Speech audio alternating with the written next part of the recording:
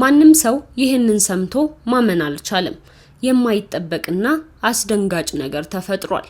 ብልቱ ተቆርጦ ለረጅም ሰዓታት የቆየና በኦፕሬሽን ለመመለስ ወደ ሆስፒታል የገባው ወጣት ነገር አሁን ላይ በማህበራዊ ሚዲያዎች በኩል በከፍተኛ ደረጃ መነጋገሪያ ሆኗል።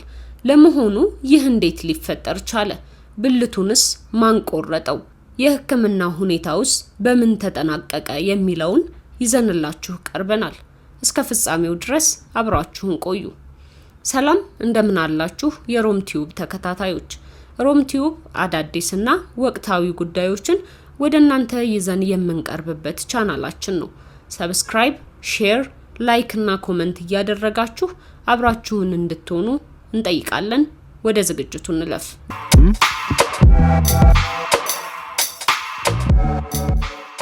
በርካታ ሰዎች ይህንን ሲሰሙ በጣም ደንግጠዋል፣ በጣም ተገርመዋል።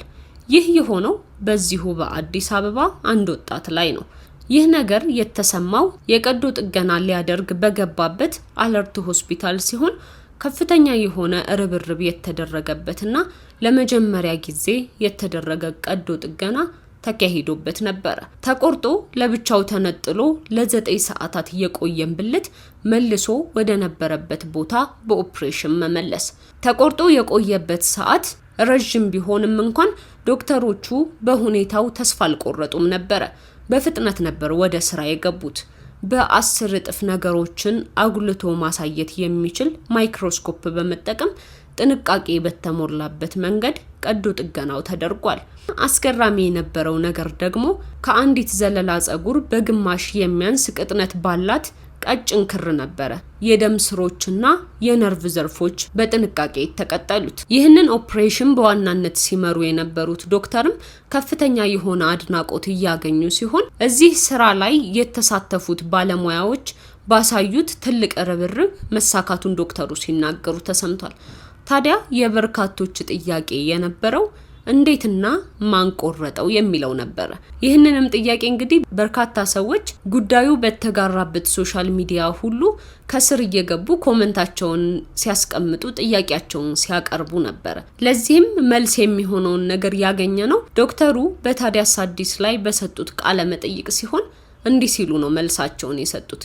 ይህ ነገር የተፈጠረው ባለፈው ቅዳሜ ሲሆን ሆስፒታል የደረሰው ከ9 ሰዓታት በኋላ ነበር። ግለሰቡ የራሱን ብልት ራሱ በምላጭ የቆረጠው ሲሆን እንዳይደማ ለማድረግ የተጠቀማቸው ነገሮችም ነበሩት። ቀዶ ጥገናው እንዲሳካ ያደረገውም ዋናው ነገር የቆረጠበት መንገድ አስከፊ ስላልነበረ ነው። የተቆረጠው በምላጭ መሆኑንና ንጹህ ቆረጣ ወይም ቅጥቅጣትና የተጨፈለቀ ነገር አለመኖሩ ለቀዶ ጥገና መሳካቱ ዋነኛ ምክንያት እንደሆነ ዶክተሩ ሲናገሩ ተሰምቷል። አንድ ሰው የራሱን ብልት እንዴት ሊቆርጥ ይችላል? በምን ምክንያትስ ቆረጠው ተብለው ተጠይቀው ነበር ዶክተሩ። ይህንን ምላሽ ግን መግለጽ አልችልም ሲሉ ነበረ ምላሹን የሰጡት። እና እናንተስ በዚህ ጉዳይ ላይ ምን ታስባላችሁ? ስትሰሙስ ምን ተሰማችሁ? ስሜታችሁን በኮሜንት ላይ አስቀምጡልን። ለዛሬ ይዘንላችሁ የቀረብነው ይህ ነበረ።